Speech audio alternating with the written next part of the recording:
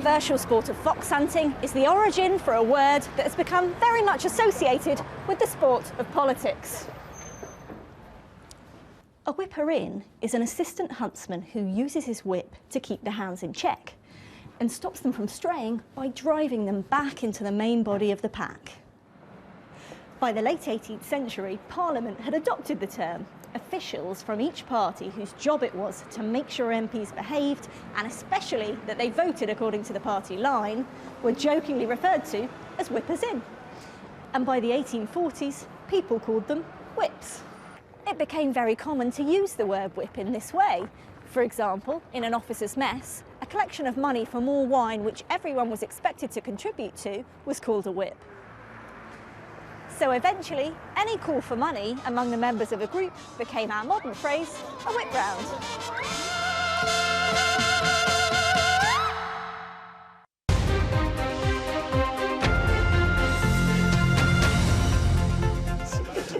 Let's go first to Nerissa Chesterfield, recruitment manager. Where are you from, Nerissa?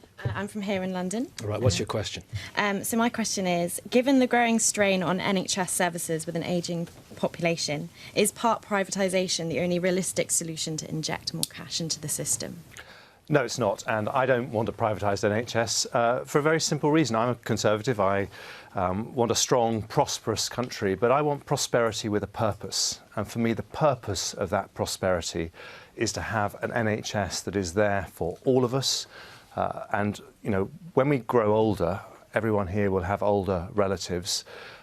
Dementia, diabetes, all these conditions you get are absolutely horrible. But the one thing I don't want people to have to worry about is whether they're actually going to have to pay for their treatment.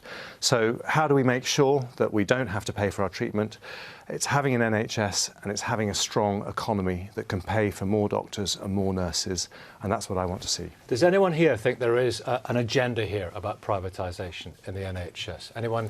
Guy at the back there. Sorry, what's your name? Ryan. Ryan, what would you like to say about Jeremy, did you not co-author a paper before you were elected called Direct Democracy, which called for the complete privatisation of the NHS?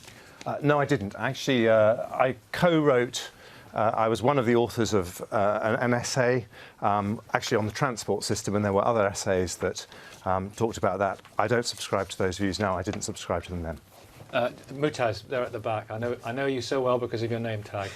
You said you want you think the NHS would do well if the economy does well, and you did say that you would give the NHS the £8 billion pounds it needs. What I want to know is, where would you get that money from to fund the NHS? You've still got an agenda to cut £12 billion out of welfare. Whatever it takes was the phrase, wasn't it? Yeah, so how are you going to get that money?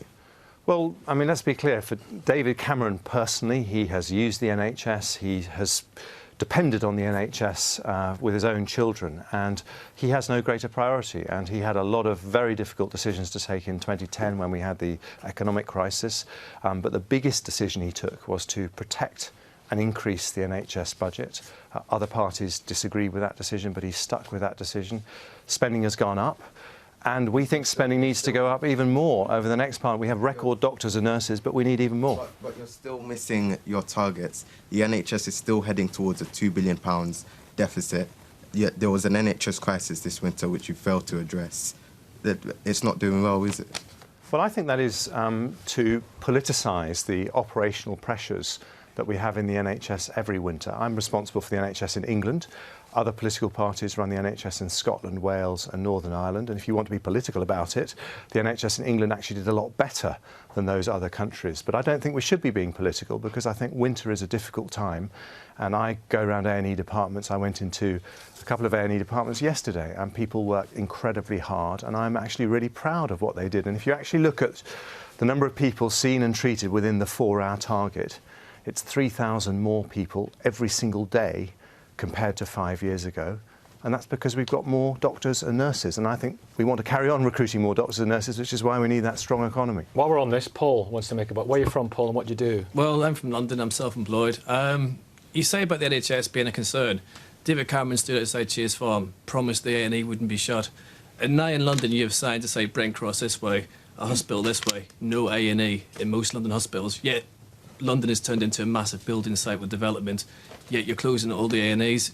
London is heading for a crisis, and will you readdress that if you win the election and reverse all them decisions and reopen those A&Es because they're much needed, and it's wrong that you're closing them? Well, we're not closing lots of A&Es, and what David Cameron said before the last election was that he wanted to stop this big top-down programme of A&E closures, and we in fact put in a moratorium on A&E closures. And the new structures we put in place, it doesn't mean there's going to be no change. I mean, we have an ageing population, we have very different healthcare needs, and we need to be much better at looking after people in their homes and in the community, and less dependent on sending people to A&Es. I'm going to stop you. There's a very quizzical look has come over Paul's face. Well, I know from my own area where my mum lives, Hammersmith is gone, Charing Cross is going, Chase Farm's gone. So if you aren't closing A&Es, what are they then? They have been closed, so you have closed A&Es in London. Well, of course there has been some changes in London, but the difference is, and this is the crucial point, the difference is that where those decisions have been made this time, it hasn't been made by me, it's been local doctors who have said this is the right thing to improve healthcare in those areas. And I actually think if you look at some of the community care in London, we are going to have some of the best community care in the country here because of the extra investment in more GPs, more district nurses, more out-of-hospital services. But, you know,